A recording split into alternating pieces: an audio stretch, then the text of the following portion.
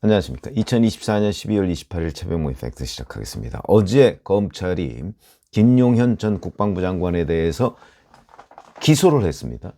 공소장이 공개가 됐죠. 형법상 내란, 직권남용 이런 혐의로 기소를 했습니다. 자, 그 기소 내용을 보면요, 정말 어마어마합니다. 국회 안팎에 배치된 경찰과 계엄군 2,446명. 그 다음에 의원들의 계엄 해제 요구한 의결을 막으라는 지시를 받았다. 윤석열 대통령이 조지호 경찰청장한테는 국회 들어가려는 국회의원들 다 포고령 위반이야, 체포해, 이렇게 얘기를 한 걸로 돼 있고요. 이진우 수방사령관한테는 본회의장으로 가서 4명이 1명씩 둘러엎고 나오라고 그래, 이렇게 지시를 한 걸로 돼 있고, 곽종근 특수전사령관한테는 문짝을 도끼로 부수고서라도 들어가서 다 끄집어내, 이렇게 얘기를 한 걸로 돼 있습니다. 그 다음에 4일 새벽 1시 3분쯤에 계엄 해제 요구안이 이제 국회에서 통과가 됐죠. 이때 또 이진우 사령관한테 해제됐다 하더라도 2번, 3번 선포하면 되는 거니까 계속 진행해, 이렇게 얘기를 했다고 하고요. 그 다음에 주요 인사 체포조는 방첩사, 경찰, 국방부, 조사본부 총 69명으로 구성되어 있다.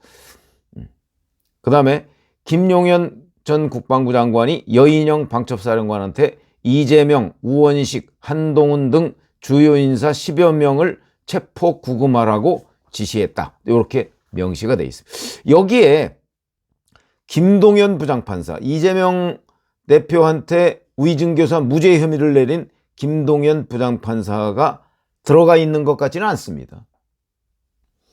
조지호 경찰청장은 들어가 있다, 자긴 그렇게 지시를 받았다고 얘기하는데, 검찰이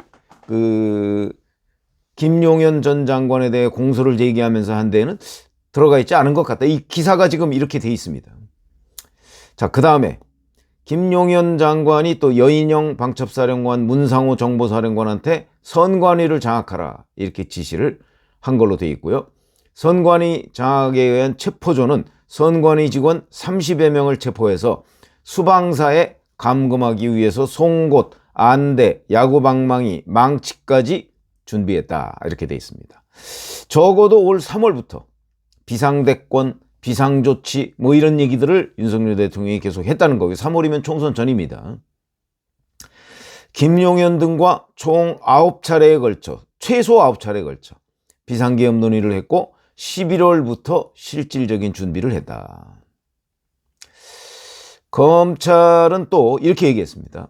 군과 경찰을 동원해서 국회를 무력화한 뒤에 별도의 비상입법기구를 창설하려는 의도도 확인했다, 이렇게 되어 있습니다.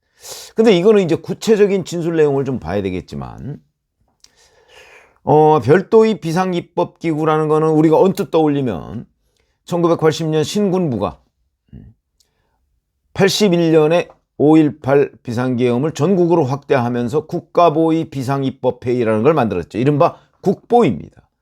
국보위 같은 걸 만들려고 했다, 이런 거거든요. 여기에 대해서 김용현 전 국방부 장관은 입장문을 냈습니다. 민주당 내란 진상조사단의 발표를 그대로 인용하다시피 한 공소장이다. 신문사항에도 포함되지 않는 내용까지 포함해서 마치 민주당의 지침을 종합한 결과보고서를 공소사실로 구성한 픽션이다, 소설이다, 이거죠. 이 검찰이 공소장 내용을 그대로 우리가 이해하자면, 그러면 이거는 내란이 아니고요, 친위 쿠데타 성격을 띈 걸로 보입니다. 친위 쿠데타죠. 그리고 이 내용들은 윤석열 대통령을 검찰이 조사하지는 않았으니까 김용현 전 국방부 장관을 조사하다가 어느 시점 이후부터는 김용현 전 장관이 묵비권을 행사했다고 하죠. 진술을 거부했다 그러는데, 이거는 아마 이제 여인영 방첩사령관, 이진우 수방사령관, 곽종근 특전사령관, 조지호 경찰청장 이런 사람들의 진술을 종합해서 그 공소장에다가 적어놨을 가능성이 높습니다. 그렇겠죠. 그리고 내용들이 뭐 대체적으로 일맥상통하고요. 뭐 강제적으로 무력으로 들어가서 다 끌어내고 그 표결도 막고 제압해라 뭐 이런 지시를 받았다. 저는 뭐 이 공소장의 대부분이 뭐 약간 과장될 수는 있어도 사실일 거라고 판단합니다. 왜? 검찰의 공소장이 뭐 이렇게 김용현 전 장관 말대로 픽션으로 됐을 가능성은 별로 없거든요. 물론 뭐 간혹 있을 수 있지만 윤석열 대통령이 포함된 이런 내란 혐의의 공소장에 과연 검찰이 픽션을 써넣었을까? 적어도 여인영, 이진우, 곽종근, 조지호 뭐 이런 사람들이 그 당시 뭐 굉장히 흥분한 상태였으니까 그런 상태에서 기억의 착오 같은 것들 때문에 약간의 그 과장이나 또는 오류가 있을 수는 있겠죠. 그러나 기본적인 맥락이 다 상통하기 때문에 아마 픽션이라고 보긴 어려울 것이다. 그러면 결국 윤석열 대통령의 친위 쿠데타 실패. 한 줄로 요약하면 이렇게 설명이 되는 겁니다. 친위 쿠데타 실패. 다만 여기에 윤석열 대통령의 반론은 없는 거죠. 김용현 전 장관은 입장문을 통해서 반론을 제기한 거고요. 근데 이제 여기에 제가 이제 드는 의문점. 자, 그래도 윤석열 대통령이 비상계엄을 선포하기 전, 뭐 지금도 물론 현직 대통령이지만 비상계엄을 선포하기 전만 해도 이런 뭐 국군 통수권을 완벽하게 가지고 있고 김용현 전 장관을 통해서 군을 완전히 장악했다고 볼 수 있고 그다음에 경찰청장이나 누구도 전부 다 윤석열 대통령이 검증을 통해서 임명한 사람들입니다.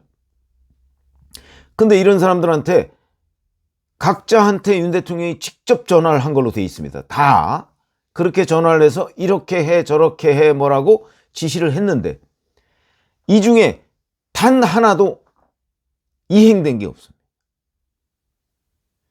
궁금하지 않습니까?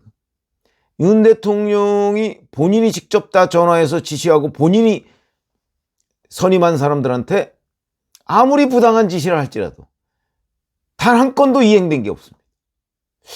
그러면 좀 궁금해지는 대목입니다. 정말 이런 지시를 한 거 맞아? 했는데 여인영도 그 중앙고 후배라는 여인영도 그다음에 수도를 지킨다는 수도 지키는 게 사실 대통령실을 지키는 거죠. 그런 사령관도 그다음에 뭐 북한에 뭐 특수전을 벌인다는 특수전 사령관도 우리나라 치안을 담당하는 경찰청장도 윤 대통령의 지시를 이행하려는 움직임조차 별로 없었다. 그런 얘기가 되는 거죠. 검찰이 공소장을 그대로 믿는다면 이게 과연 왜냐하면 올해 3월부터 그런 얘기를 했고 11월부터 본격적으로 준비를 했다면 본격적으로 준비하고 나서 사실은 어느 정도 그 실행 가능성을 윤석열 대통령과 김용현 전 국방부 장관이 점검했을 거거든요. 자, 우리가 이렇게 어마어마한 일을 벌이려고 하는데 이거 실행이 되겠어? 이런 사람들이 이거 따를까? 이런 얘기들을 점검 안 했겠습니까? 그런데 단 하나도 실행된 게 없다. 그게 지금 공소장에 다 들어가 있는 겁니다. 김용현 공소장에. 저는 그 대목이 궁금합니다. 정말 군이라는 조직은요. 저도 뭐 군생활 과거에 했습니다만은 부당하더라도 일단 이행하는 게 군입니다. 명령을 따르는 게 군입니다.